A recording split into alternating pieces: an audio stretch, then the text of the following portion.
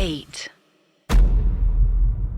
कुछ टाइम पहले की बात है हर्ष जी। स्पेन में जो एक्स फाइल्स बेसिकली आता है तो एक्स फाइल का जो स्पेनिश वर्जन है उसमें एक बार एक एंटिटी का जिक्र हुआ था जो इवेंचुअली जो है बाद में बहुत ज्यादा एक बहस का मुद्दा बन गया।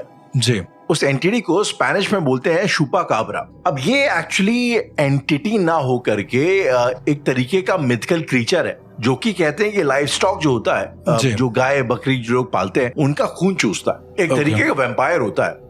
इसका डिस्क्रिप्शन कुछ ऐसे दिया जाता है कि इसकी काठी तो एक बड़े मतलब कुछ इंसान टाइप की होती है, लेकिन इसकी मतलब पूरा जिसका जो बेसिकली बॉडी इसकी एक रेप्टाइल की तरह होती है। ओके। मतलब ये 2 पाँव में चलने वाला एक रेप्टाइल की तरह होता है और इसकी साइटिंग्स एज बैक एज 1995 में टेक्सास और इवन रशिया में भी हुई थी। ठीक है। इनफैक्ट एक शहर था मायोमिंग करके अमेरिका में जहाँ पे अचानक से 1975 की बात है ये, अचानक से बहुत सारे लाइफ स्टॉक वगैरह का मतलब गायब होने लगे। अचानक से बहुत सारी भेड़ें गायब होने लग गई और जिस तरीके से उनकी लाश मिलती थी वो किसी जानवर का काम नहीं लगता था। तो लगता था कोई एक इंसान ही है लेकिन बड़ा कोई वहशी किस्म का इंसान है जो लाइन से इनको मार रहा है। तो इसके बाद जो है गांव वाले हैं उन्होंने निगरानी करना शुरू किया अपने लाइफ स्टॉक का और इवेंचुअली एक रात को उन्होंने एक साय को देखा। जब साय के ऊपर उन्होंने लाइट मारी तो जब उसने पलटा है, अपनी शक्ल पलटी है तो उसकी शक्ल एक जैसे कोमोडो ड्रैगन होता ना जो छिपकली की तरह होता है उसकी तरह थी। उसने जीभ निकाला, फुफकारा और काटे इंसानों वाली। उसके बाद वो भागा जंगल के अंदर। तो उसके बाद से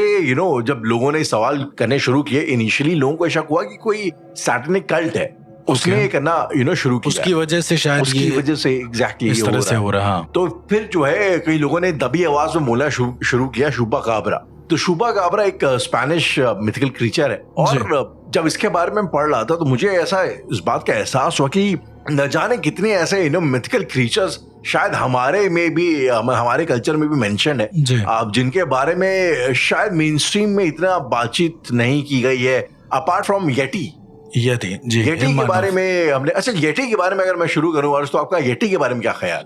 यति के बारे में मतलब ज्यादा ऐसा मैंने तो कभी महसूस किया भी नहीं है, उस चीज को देखा भी नहीं है, पर होते हैं शायद होते हैं बिल्कुल। आई मीन जब नेपाल के जो माउंटेनियर्स होते हैं जो हाइकिंग वगैरह भी जाते हैं, जब वो लोकल लोगों से इंटरेक्ट करते हैं तो अगर आप नेपालीज लोगों से पूछेंगे तो एकदम अखंड विश्वास उनका बिल्कुल मानव पे। उन्होंने कई बार मतलब वो तो ऐसे बात करते उनका मतलब उन्होंने उसको आते जाते देखा है बहुत बार। Exactly. और वहां पे इस पार्ट ऑफ द कल्चर कुछ लोग हैं यार उनका ये भी मानना है कि वो कहते हैं कि ये जो येटी है सो कॉल्ड द हिम मानव जो है ये बेसिकली अश्वत्थामा है जो कि पहाड़ों में आके छुपता है। ये भी शायद आपने कई बार सुना होगा। अलग अलग मान्यताएं हैं सभी की। पहाड़ों पे जाएंगे तो वहां पर 90% लोग कहेंगे कि यहाँ पर है यति, यहाँ रहता है। मैं उत्तराखंड से आता हूँ तो हमारे जो ये केदारनाथ गंगोत्री के आसपास के लोग हैं उनका भी ये क्लेम है कि जब केदारनाथ कि जब सर्दियों के बाद पट खुलते हैं तो एक वहां पे स्टोरी ये कि हमेशा अंदर दिया जलता है। तो कई लोगों का पहले ये कहना था कि अश्वत्थामा आता है यहाँ पे। उसके बाद कुछ लोगों ने फिर ये भी बताया कि एक बालू से घिरा हुआ एक हिम मानव जैसा एक जो है एक फिगर आता है और वो इनफैक्ट आपने वो एक भीमशिला का नाम सुना होगा जो कि केदारनाथ मंदिर के पीछे एक शिला बनी हुई है जो लोगों का कहना है कि वो भीम ने आके लगाई थी ताकि अगर लैंडस्लाइड हो तो मंदिर बच सके। तो कई लोगों का मानना ये भी है कि अश्वत्थामा है जिसने ये यहाँ पे स्थापित किया था। अभी भी आगे चेक करता है कि ये खड़ा है कि नहीं खड़ा और कुछ किया जा सकता है मंदिर की देखरेख के लिए। यति के ऊपर तो मुझे ऐसा लगता है कि बात बहुत लंबी चली जाएगी अगर यति पर जाएगी तो, क्योंकि पहाड़ों वगैरह पे मैं बहुत सारे ऐसे लोगों से मिला हूँ जो वहां पे रहते हैं। जैसे आप उत्तराखंड से हैं, वैसे कुछ ऐसे मेरे दोस्त लोग हैं जो तोश वगैरह से हैं, हिमाचल से। तो उनका बार बार ये कहना है कि हमारे बाबा जो है वो यति के पीछे भागते थे। मतलब वो जब उनको दिखता था तो उनके पीछे भागते थे। स्पीड वगैरह उनकी बड़ी तेज हो जाया करती थी ऐसा करके। और वो कहते थे कि मतलब बड़े बड़े जो पहाड़ हैं वो करीब वो समझ लो सेकेंडों में पार कर लेता था जो यति होता था। ऐसा उनके बाबा लोग बताया करते थे। और मतलब वो किसी को मारता नहीं था, बट दिक्कत ये होती थी कि वो अगर किसी के सामने आ जाए तो इंसान का नर्वस सिस्टम ब्रेक डाउन हो जाता था, मतलब टूट जाता था, वो वहीं मर जाता था इस तरीके से। मतलब उसने बताया कि उनके बाबा ने डिस्क्रिप्शन में ये कहा कि जो हिम मानव होते हैं वो अगर तुम्हारे सामने केवल दहाड़ मार दे या केवल सामने केवल आ जाएं, तो जैसे शेर होता है ना, दहाड़ता है तो इंसान थोड़ी देर के लिए सोचना समझना बंद कर देता है, उस तरीके से जो सामने वाला इंसान होता है वो भूल जाता है, शुद्ध बुद्ध भूल जाता है। कई लोग ऐसे रिपोर्ट करे गए जिनकी याददाश्त चली गई है उनके सामने आने से, केवल हिम मानव के। Exactly. मैं इसके कॉन्ट्ररी, पता नहीं शायद आपने देखा कि नहीं देखा, कि एक बड़ा फेमस पॉडकास्ट है, उसमें एक बार मैं एक पॉडकास्ट देख रहा था, एक हिमालयन योगी हैं, उनका नाम है योगी श्री एम, उनका नाम है श्री एम करके, उनका एक पॉडकास्ट है, आई एम प्रीटी श्योर आप लोग सर्च करेंगे तो आपको मिलेगा। तो उसमें वो बेसिकली एक रियल लाइफ अपना इंसिडेंट बताते हैं कि जब वो पहली बार हिमालय में गए वहां पे साधना वाधना करने के पर्पज से जी, तो वो गए आगे, और आगे जाके अचानक से तूफान आ गया। तो तूफान से बचने के लिए ये उन्होंने एक छोटा सा कैंप बनाया अपना, गए उसके अंदर, लेकिन इनकी रात तक आते आते बड़ी हालत खराब हो गई, लाइक एकदम मरनासन वाली हालत हो गई, मरने के लिए एकदम जो है मरने ही वाले थे। और उसी में बताते हैं कि अब ये उनका कहना है कि एक बालों से घिरा हुआ गोरिल्ला जैसा एक शख्स आया, एक छवि जैसी आई, उसने इनको कुछ फूल वगैरह टाइप के सुंघाए। पहले उन्होंने उसने चेक किया, उसने देखा कि इनकी हालत खराब है, तो वापस गया और वो कुछ फूल जैसे लेके आया, उन्होंने इसको सुंघाया इनको, और उसके बाद अचानक से जो इनकी बॉडी में वापस से ऊर्जा आ गई। फिर वो खड़े हो, जब तक इनको कुछ समझ में आता वो चला गया वहां से। और उसके फुटप्रिंट्स वगैरह थे जो कि एक आम इंसान से लगभग 4-5 गुना बड़े थे। उतने बड़े फुटप्रिंट्स थे।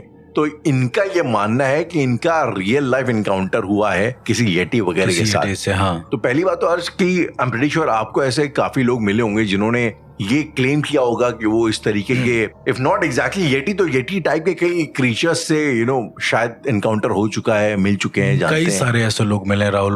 उन्होंने क्रीचर्स तो अलग अलग तो लोगों ने डिफाइन करे हैं, पर येती के बारे में बहुत सारी कहानियां हैं कि एक बार वो जा रहे थे रास्ते से, उनको ऐसा कोई मिला जो छलावा टाइप का था, फिर अचानक से येती आई। मतलब पहाड़ों में जो दोस्त लोग हैं, आपको खैर कई सारी कहानियां पता होंगी, तो एक येटी की तो बहुत कहानियां, कई सारी कहानियां, और एक अमित भैया हैं हमारे बहुत ज्यादा नोन में। तो अच्छा, वहां पे क्या ऐसा गांव डिवाइड होते हैं क्या उत्तराखंड में? जैसे बिरजू लोगों का अलग एक पूरा रिचुअल्स होते हैं, और इंडिया हर जगह होता है ना, ये कास्ट के हिसाब से गांव सबके अलग अलग होते हैं। हाँ, मतलब अभी अपने यहाँ तो खैर ऐसा नहीं है ना, अपने यहाँ तो सब एक ही कास्ट के सारे रहते हैं। तो कहने का मतलब उन्होंने बताया कि हर जो क्षेत्र है ना उसकी मान्यताएं अलग अलग है, ऐसा करके ऐसा होता है। ठीक है, और उनके देव, उनके जो भी मानने के जो तरीके हैं वो बिल्कुल अलग हैं। तो उन्होंने बताया कि एक गांव में जहां पर यति वगैरह थे, वो सब जहां पर ज्यादा मानते थे, वहीं पर उसी गांव से करीबन 200-300 किलोमीटर दूरी पर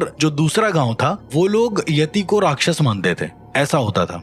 उसे हिम राक्षस बोलते थे वो, बेसिकली हिम मानव नहीं, हिम राक्षस। और उन लोगों का ये मानना था राहुल कि वो लोग शिकार करते हैं यति का, वो लोग शिकार करते हैं, और कर भी चुके हैं इवन पहले भी। और जब उन लोगों से बात करी गई राहुल, तो उन्होंने बताया कि वो लोग जो है इतने तेज होते हैं, मतलब खाते पीते रहते हैं पहाड़ों के, एक तो लोग वैसे भी बहुत ज्यादा ताकतवर भी होते हैं और दिमाग वाले भी होते हैं। तो वो लोग बोलते हैं कि वो इतनी तेज पहाड़ चढ़ते हैं कि दिखता नहीं है, मतलब वो यति के बराबर उन्होंने अपने आप को उतना बना लिया है कि वो लोग शिकार करने चले जाते हैं यति का। अब इस बात में कितनी सच्चाई है कितना झूठ, ये तो खैर मुझे नहीं पता, क्योंकि आज तक कभी भी यति से मेरा सामना हुआ नहीं। इतनी बार मैं पहाड़ गया वो भी ना क्लेम्स इस तरीके से लाइक हुए हैं। अब 1937 में तो एक फोटोग्राफर थे फ्रैंक एस स्मिथ करके, उन्होंने एक फोटोग्राफ वगैरह, ये बड़ी बहस का मुद्दा बना था उस टाइम पे, उसकी बाकायदा फोटोग्राफ वगैरह उन्होंने डाली थी, उसकी ट्रैक वगैरह की फोटोग्राफ, हिमानव की फोटोग्राफ, एग्जैक्टली। और खैर येटी की तरह मुझे लगता है अर्श की एक और क्रीचर है जो हमेशा से एक बहस का मुद्दा रहा है जी,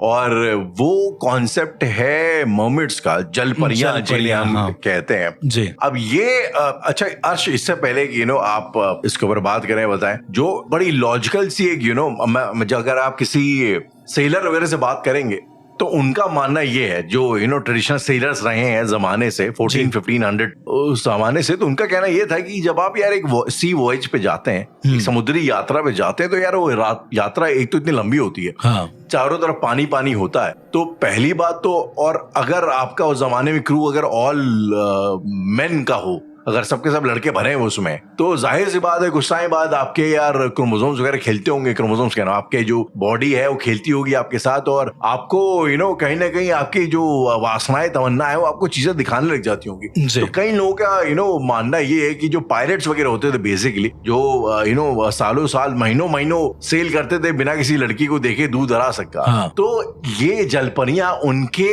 इमेजिनेशन, फिगमेंट ऑफ इमेजिनेशन है उनका एक इंटरप्रिटेशन दिखाई देने लग गई, जो मुझे बड़ा एक वैलिड सा काउंटर आर्ग्यूमेंट लगता है। आपको क्या लगता है जलपरियों के अस्तित्व के बारे में? मतलब do you think it's a reality और किसी हौसी इंसान की इमेजिनेशन? मुझे ऐसा लगता है कि ये रियलिटी है जलपरियों के बारे में। कोई ये सुनने में थोड़ा, हाँ, इसके पीछे बहुत सारी चीजें हैं। मतलब अच्छा, बचपन में क्या होता था ना, मूवी भाई लाता था और उसमें अलग अलग तरह की चीजें होती थी। पायरेट्स ऑफ कैरेबियन हम लोगों ने देखी है, उसमें जलपरियां दिखाई गई हैं। इनफैक्ट पायरेट्स ऑफ कैरेबियन के अलावा और भी Percy Jackson and the Olympians करके एक मूवी है, तो उसमें तो प्रॉपर जलपरियों का एक पूरा वो दिखाया गया, समूह दिखाया गया ऐसा करके। तो ग्रीक माइथोलॉजी में राहुल क्या होता है कि इनको साइरेंस बोलते हैं। ये लोग होती हैं, जलपरियां होती हैं। तो ये क्या काम करती थी, जो किंग का जो शिप होता था ये उनके अंडर में रहती थी, और सायरन मतलब ये आगे आने वाले जो देश होते थे उनको इनकी आवाज बहुत तेज होती थी, फ्रीक्वेंसी बहुत तेज होती थी इनकी। तो ये चिल्लाकर मतलब ये आगे जितने भी शिप्स होते थे उनको तबाह कर देती थी। इनके पास ये होती थी पावर। ये ग्रीक माइथोलॉजी के हिसाब से है। अब इसी के साथ साथ जब अपने यहाँ पे आप देखेंगे तो जलपरियों का कॉन्सेप्ट बहुत टाइम से है। सबसे पहले तो आप उन्हीं को ले लीजिए, विष्णु जी का जो मत्स्य अवतार है। सिंपल सी बात मैं आपको बता रहा हूँ कि सबसे पहले बोलने वाली मछली, ये जो कॉन्सेप्ट आया है वहां से आया है जहां तक मुझे लगता है। और फिर उसके बाद से महाराजा विक्रमादित्य के टाइम पर जलपरियों का कॉन्सेप्ट बहुत था। ऐसा कहते थे कि वो जललोक में जाते थे उनके पास और बहुत समय बिताकर आ जाते थे वापस, ऐसा करके। अब एक बड़ी अजीब सी चीज ये थी कि चलो ये सब पौराणिक कहानियां हैं, सब भाई देखते देखते हम लोग बड़े हुए हैं या फिर टीवी में आई हैं। लेकिन 2016 के आसपास राहुल एक वीडियो है यूट्यूब पे, आप डालेंगे ऐसे आपको मिल जाएगा मरमेड्स का। उसमें दिखा रहा है कि एक आदमी है, वो कोई शॉट ले रहा है पानी वानी का, तो अचानक से साइड में पत्थर पर एक औरत बैठी हुई है, पीछे से दिख रहा है। ये YouTube पे मिल जाएगा आपको। और उस वीडियो में क्या है, जैसे ही कैमरा उसकी तरफ जा रहा है वो कैमरे में देख के उसने अपना मुंह खोला और सीधा पानी में कूद गई है, आउट ऑफ नोवेयर। क्या आपको लगता है कि वो एकदम बिलीवेबल है? हाँ, मतलब एडिटेड चीजें समझ में आती हैं, वो अनएडिटेड था पूरा का पूरा। वो दिख रहा था कि एडिटेड नहीं है। बाहर सी में कोई कूद के अपना तैरेगा तो है नहीं, खैर फिलहाल।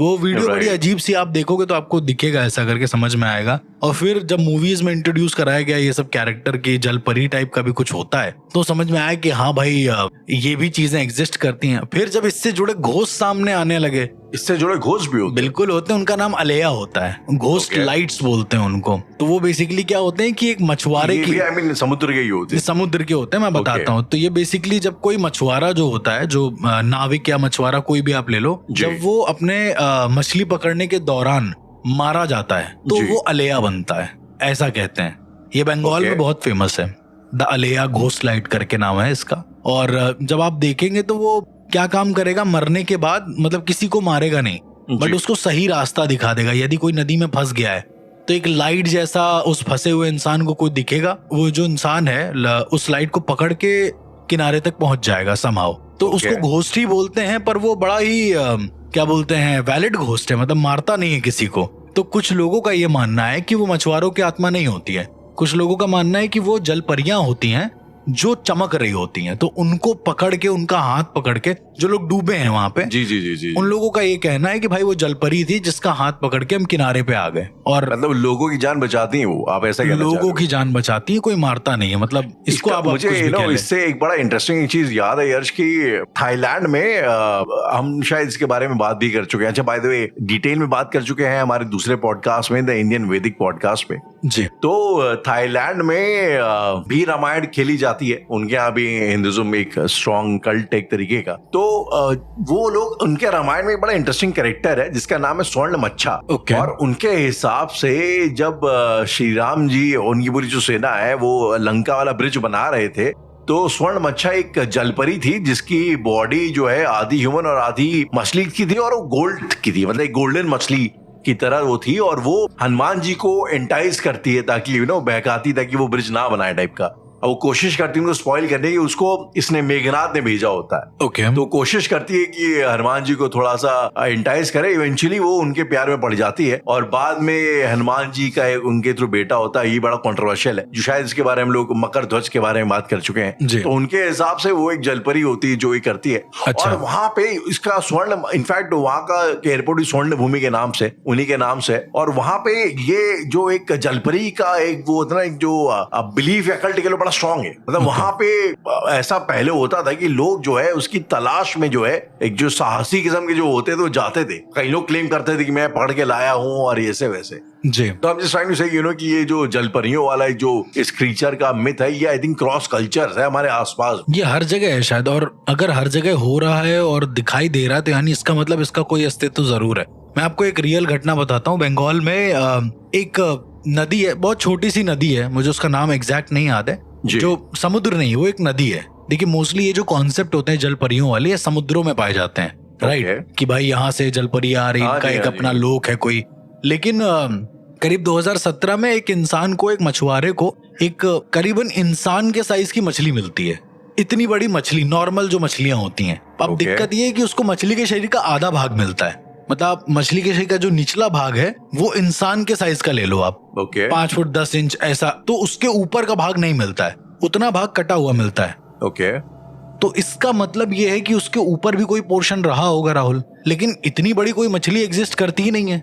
अगर ऐसे देखा जाए तो ब्लू व्हेल तो बहुत ही बड़ी हो जाती है। अब आप सोचो, तो जब उस इंसान ने उसको, अब उसका काम क्या होता है मछुआरों का, वो लेके आते हैं, या तो भाई खाते हैं या तो भाई बेच देते हैं, ऐसा करके। तो जब उस मछुआरे ने उसको काटा है तो वो मतलब उसके अंदर से, जैसे हम लोगों के अंदर से खून निकल रहा है ना, रेड रेड करके, मछलियों का वैसे ही खून होता है, लेकिन वो अंदर की एनाटॉमी पूरी अलग थी एकदम, जैसे मछलियों की होती वैसी नहीं थी, ऐसा उसका कहना था। अब क्या वो किसी जल परी का एक कटा हुआ टुकड़ा था जो उसने अर्जित करा हो? तो ऐसे तो हर शीरों की अब बात ये है कि आपने मूवी देखी है द सर्कस करके, द ग्रैंड शोमैन करके, द ग्रेटेस्ट शोमैन जी, ह्यू जैकमैन की, तो वो एक रियल लाइफ कैरेक्टर पे बेस्ड है। उनका नाम था पीटी बार्नम, जो बेसिकली सर्कस के गॉडफादर है जिन्होंने इसकी शुरुआत करी जी। तो कहते हैं कि उन्होंने एक 1822 में लंदन में जब उनकी एग्जीबिशन वगैरह लगा करती थी, जब वो अतरंगी टाइप की चीजें दिखाते थे लोगों को, तो उसमें उन्होंने एक फिजी मरमेड करके भी उन्होंने एक सॉर्ट ऑफ कंकाल वो डाला था। और उनका कहना ये था कि ये फिजी में जो है एक मछुआरे के जाल में गलती से एक जो है जलपरी पकड़ी गई, और इसको जो है मैं यहाँ पे दिखा रहा हूँ। तो वो उसके बाद वो जो स्केलेटन जैसा जो भी था, वो पूरी दुनिया में लाइक जब भी जहां उनका सर्कस गया उनके साथ ट्रैवल किया, तो पूरी दुनिया में एक बहुत बहस का मुद्दा रहा, लेकिन इन द एंड पता लगा कि वो बड़ा फेक था और वो कुछ ऐसा हड्डियों को जोड़ जाड़ के बनाया गया था फिजी मरमेड के नाम से। इनफैक्ट वहाँ फिजी मरमेड एक तरीके का एक वो भी है, एक स्लैंग टाइप का। अगर किसी चीज को फेक बताना है और जो बड़ी फेमस है तो उसको बोल दिया जाता है फिजी मरमेड वाली बात है। PT Barnum I think in सब चीजों के लिए थोड़े मशहूर भी थे कि वो कुछ भी अतरंगी चीज दिखा दिखा के लोगों से पैसे लेते थे। तो मेरा कहने का मतलब है कि मरमेड को लेके भ्रांतियां भी बहुत है, लोगों ने भ्रांतियों का इस्तेमाल भी बहुत किया हुआ है। हाँ, बहुत ज्यादा। इवन बचपन भी मेरा अजीब सा कर दिया था, क्योंकि मैं आपको बताता हूँ, एक डेली जो आती ना, डेली अखबार जो आते थे, डेली जो कॉमिक्स आती थी, उसमें एक छोटी सी, तो रीडर्स डाइजेस्ट कहते थे, क्या कहते थे, मुझे एग्जैक्ट नहीं याद है। तो उसमें क्या होता था कि उसमें ना एक दिन हॉरर का कॉन्टेक्स्ट निकला कि मतलब हॉरर कहानियां हैं बट बच्चों के लिए, बड़ी प्यारी सी हॉरर जो होती हैं।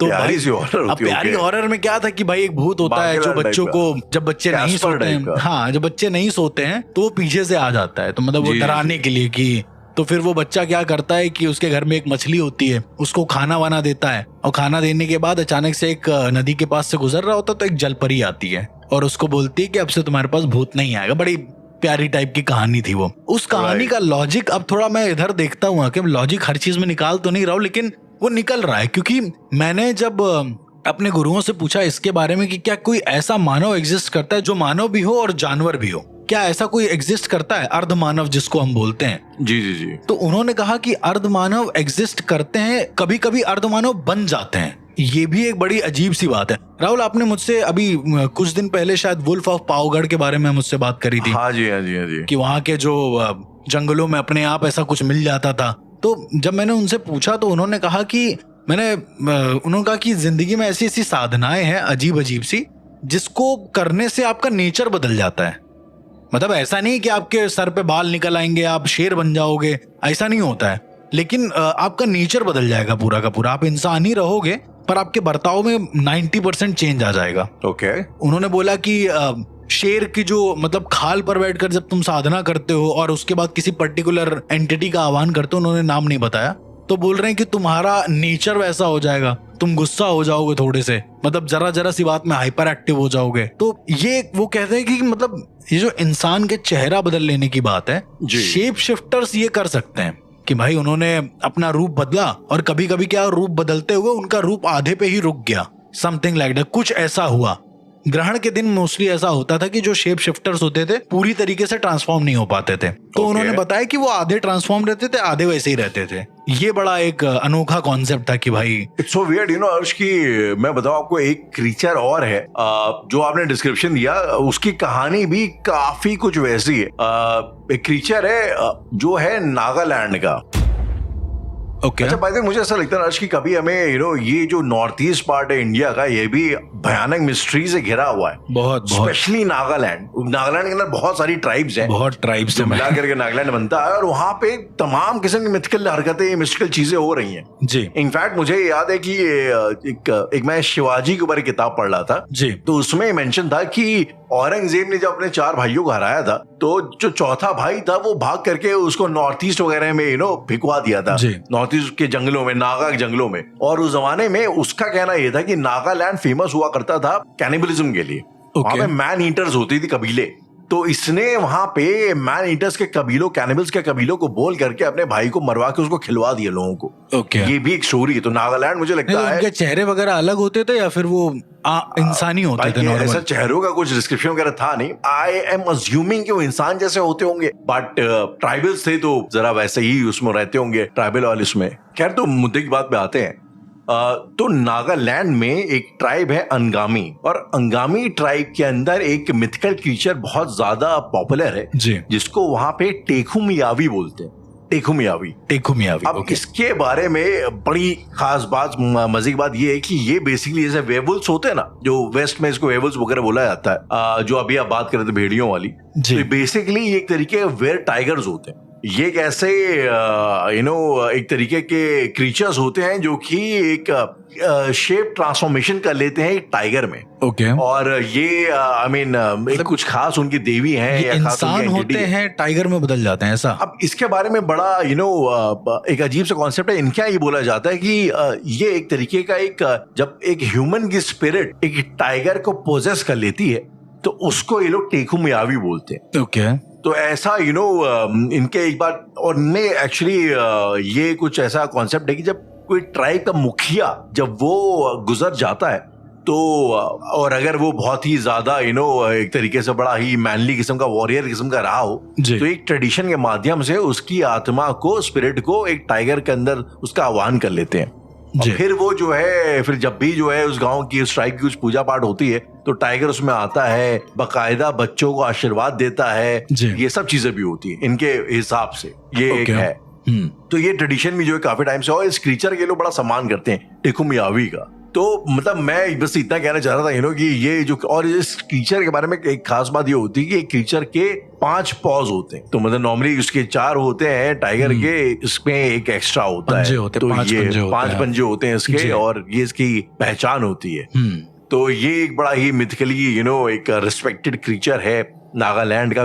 इसका यथार्थ क्या है, क्या नहीं है, कई लोगों का मानना ये है कि आज भी अगर आप अंगामी ट्राइब्स में जाइए और जब वो उसका आह्वान करते हैं कुछ ट्राइब्स के पुरखों का, तो कई बार टाइगर्स की साइटिंग हुई है। वो आसपास आते हैं, जब कोई बड़ा वो इवेंट होता है तो वो आसपास आते हैं। कई बार तो ऐसा भी होता है कि टाइगर्स आते हैं, उसके बाद वो एक इंसान की आवाज बातचीत कर। ओके। तो ये भी एक तरीके का सॉर्ट ऑफ एक बड़ा ही पॉपुलर फोकलोर है नॉर्थ ईस्ट का, and I am pretty sure ऐसे काफी और भी होंगे। बहुत सारे हैं राहुल। और जैसे सुपर नेचुरल की अगर बात करें तो मैंने ऐसा एंटिटीज वाइज में तो ऐसा कुछ नहीं सुना है कि इस तरह की एंटिटी होती है जो जानवर में तब्दील हो जाती है, कुछ ऐसा।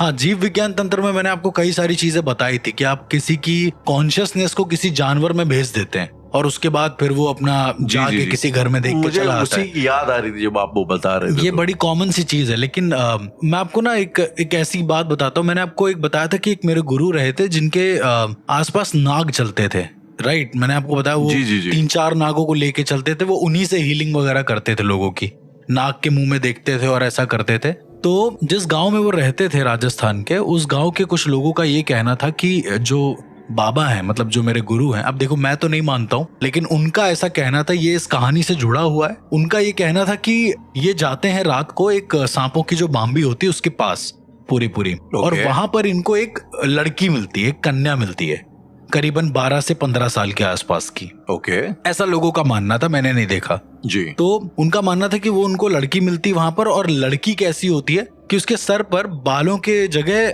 सांप लिपटे होते हैं, और हाथ में सांप होते हैं, पैर में सांप होते हैं, इस तरीके से, और उसकी जो जीभ होती है वो सांपों की तरीके होती है। अब ये उन लोगों का बहुत स्ट्रांग मानना था। उन्होंने कई बार गुरुजी से पूछा भी इस बारे में, तो उन्होंने कहा कि वो नाग देवी हैं, उनकी बात मत करो, उनके बारे में हम ज्यादा नहीं बता सकते। ओके। अब नाग देवियों के कॉन्सेप्ट पे हम अगर आते हैं, जो हम लोग मिस्टिकल क्रिएचर्स की बात कर रहे हैं कि सुपरनैचुरल क्या क्या हो सकता है, तो जैसे मैंने आपको नाग कबीले के बारे में बताया कि वहां पर ऑटोमेटिकली सांप पोजेस करते हैं इंसानों को, जैसे आपने बताया कि इंसान की आत्मा जानवरों को पोजेस करती है और शेर में बदल जाती है एक तरीके से, उस तरीके से मैंने नाग कबीले के बारे में बताया था कि वहां पर सांप पोजेस करते हैं और इंसान के शरीर में आ जाते हैं, एक तरीके से उनकी क्वालिटीज वैसी हो जाती हैं। ये इच्छाधारी नाग और ये क्या सेम चीज है या अलग अलग? नहीं, इच्छाधारी नाग तो थोड़ा अलग है, लेकिन ये जो तंत्र है ना, ये पॉसिबल है, ऐसा हो सकता है कि आप जानवर की आत्मा को किसी इंसान के शरीर में डाल दें, पर कुछ देर के लिए, वो ज्यादा देर के लिए कभी भी पॉसिबल नहीं है। मतलब ऐसा 2-3 बार हुआ है। अगर आप पुराने ऐसे कथाओं में भी देखेंगे तो कई बार घटोत्कच, जो जिसके बारे में हम लोग बात करते हैं, मास्टर ऑफ डार्क आर्ट, तो वो जानवरों का ही ज्यादा प्रयोग करता था इंसानों को जीवित करने के लिए, ऐसा कहा जाता है तंत्र विद्या में। अब आप एक बार इस चीज को बैक जाके देखिए, आसाम हो गया, बंगाल हो गया, कहीं पर भी हो गया, उसके आगे भी, बल्कि इनफैक्ट लैटिन अमेरिका के काफी कल्चर्स में एक मूवी आई थी, अगर आपको याद हो, आई थिंक डिज्नी या पिक्सार की, मोआना करके। जी। तो मोआना में बेसिकली मावी करके एक गॉड होते हैं जो कि एक ईगल का शेप ले लेते हैं, और वो एक्चुअली में क्रीचर वहां पे, मतलब नॉट जस्ट द स्टोरी, वहां के ऐसा ट्राइब से माना जाता है कि ऐसा एक क्रीचर होता है जी। वो क्रीचर क्या होता है, उनके वो कुछ इंसान ही होते हैं जो कि जब चाहे वो एक बांस का शेप ले लेते हैं और आगे जाके दिखाते हैं जो भी है, और ये थ्योरी पे वो लोग बहुत बिलीव करते हैं, मानते हैं। और मैं इनफैक्ट एक बात बताऊं, और ये थोड़ा कंट्रोवर्शियल हो सकता है, लेकिन मैंने एक बार की